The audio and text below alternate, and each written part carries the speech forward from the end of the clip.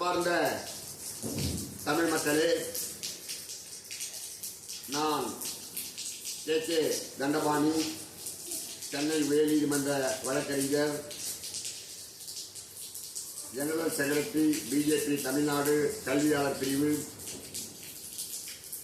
என்னுடைய வயது 71 வயது. என்னுடைய அனுபவங்களை வைத்து நான் இப்பொழுது பார்ட்டி ஃபண்ட் என்பது என்ன என்பதை பற்றி உங்களுக்கு தெளிவாக சொல்லப் போகின்றேன். இந்த திராவிட கட்சிகள் ஆட்சிக்கு வந்த 60-65 ஆண்டுகளாக அண்ணாதுரை அடுத்து இது மாதிரி அரசிலே ஒரு வேலை முடிய வேண்டும் என்றால், அண்ணாதுரையை தவிர்த்து அரசு ஏதாவது ஒரு வேலை முடிய வேண்டும் என்றால் உடனடியாக அந்த காலத்திலே கையூட்டு ஒரு கவரில் போட்டோ அல்லது ஏதோ ஒரு புக்கில் வச்சோ ஒரு அமௌண்ட் கொடுப்பாங்க. அதை வச்சு என்ன பண்ணுவாங்க போல அவங்களுடைய மக்களுக்கு, அதாவது யார் யார் அவங்க அரசை அப்ரோச் பண்ணுறாங்களோ அவங்களுக்கு சலுகை கொடுத்து அது அதுக்கான ஆர்டர் கொடுத்துருவாங்க.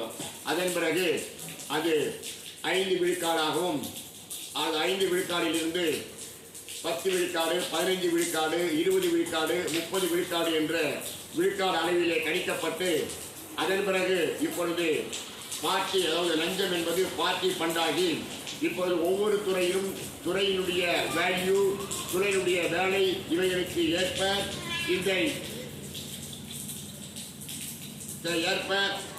இவைகளை நிர்ணயம் செய்து அவரவர்கள் அமைச்சர்கள் வசூல் செய்து அந்த பார்ட்டி ஃபண்ட் என்பதை அவர்கள் அதை கணித்து அதற்கு ஏற்றவாறு இடைத்தரகர்கள், அரசு அதிகாரிகள், அமைச்சர்கள் பின் அவர்களுக்கு இந்த பார்ட்டியினுடைய தலைமைக்கும் சென்று இந்த பணம் பார்ட்டி ஃபண்ட் என்பதாக கடந்த 10 ஆண்டுகளாக எடப்பாடி பழனிசாமி ஆட்சியிலிருந்து இப்பொழுது வரை பார்ட்டி ஃபண்ட் என்ற நேமிலே இந்த கலெக்ஷன் நடைபெறுகிறது. இவ்வாறு நடைபெறக்கூடிய இந்த பணம் இல்லாமல் அரசினுடைய அரசிடமிருந்து எந்த லைசன்ஸோ எந்த அங்கீகாரமோ எதுவுமே பெற்றுக்கொள்ள முடியாது. உதாரணமாக சொல்ல போனால் எஜுகேஷன் டிபார்ட்மெண்ட் எடுத்தீங்கன்னா முதல்ல என்ஓசி வாங்கணும்னா 30 லட்சம் 35 லட்சம் அது மாதிரி அவங்க ஃபிக்ஸ் பண்ணியிருப்பாங்க. அதன் பிறகு அங்கீகாரம் வாங்கணும்னா அது 8 லட்சம் மாதிரி பண்ணுவாங்க. அதன் பிறகு தொடர் அங்கீகாரம், அதாவது வாங்க கொண்டுனா அதுக்கு 5 லட்சம் 4 லட்சம் ஃபிக்ஸ் பண்ணியிருப்பாங்க. அப்புறம் ஒவ்வொரு ரேட்டுக்கும் ஒன்று, அதாவது அங்கீகாரம் இருக்குது, அதாவது பிரைமரி, நர்சரி, ஹையர் எஜுகேஷன் இது மாதிரி வாங்கி இருப்பாங்க. அதே மாதிரி எல்லா டிபார்ட்மெண்ட்லையும், அதாவது பிடபிள்யூ, அதே மாதிரி நம்ம அதாவது டிடிசி அப்ரூவல், இவெல்லாம் லேண்டுடைய மதிப்பில் 7% அவங்க நாம்ஸ் எல்லாம் பண்ணிட்ட பிறகு 7% வாங்குவாங்க. அதன் பிறகு இவ்வாறு பர்சன்டேஜ் என்பது பார்ட்டி ஃபண்டாக மாறி மக்களிடத்திலே உலா மக்களை இந்த கலெக்ஷன் கொடுத்தால்தான் இந்த எந்த லைசன்ஸுமே அரசுக்கு பெற முடியும். அவ்வாறு பெற முடியாதவர்கள் கொடுக்கிறார்கள் எந்த விதமான லைசன்ஸும் எந்த விதமான ஆணையும் அரசியலை பெற முடியாது. எனவே பார்ட்டி ஃபண்ட் என்பது விஞ்ஞான ரீதியாக அல்ல, டெக்னிக்கலாக லஞ்சமும் கையூட்டும் இப்பொழுது பார்ட்டி ஃபண்டாக அலைமோதி கொண்டிருக்கின்றது.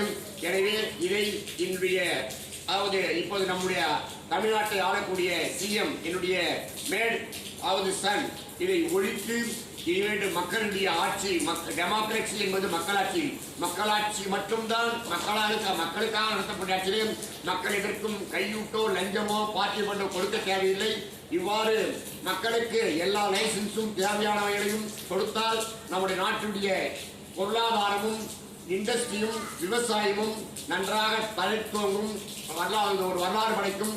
எனவே இவைகளை ஒழித்து விஜய் ஒரு நல்ல மனிதனாக காந்தியடிகளை போல, இயேசுநாதரை போல, ஒரு புத்தரை போல ஒரு புனிதமானாக இந்த நாட்டுக்கு அமைஞ்சும் உலகத்துக்கு ஒரு எடுத்துக்காட்டாக அமைந்தும் இந்த லஞ்சத்தையும் இந்த பார்ட்டி ஃபண்டையும் ஒழிக்க வேண்டும் என்று கூறிக்கொண்டு என்னுடைய உரையை முடித்துக் கொள்கின்றேன். வணக்கம், வணக்கம், வணக்கம். Thank you very much.